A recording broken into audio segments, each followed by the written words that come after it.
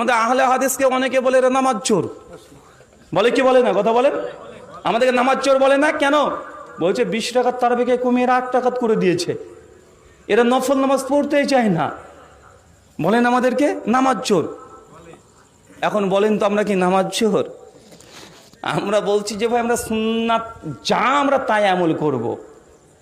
কোন মাযহাবে কোন ইমামে কি ফতোয়া দিয়েছে আমরা এগুলোকে গুরুত্ব দিই না।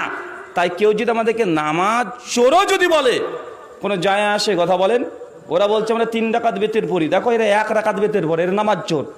ওরা বলছে দেখো আমরা জুমার দিনে 24 রাকাত নামাজ পড়ি।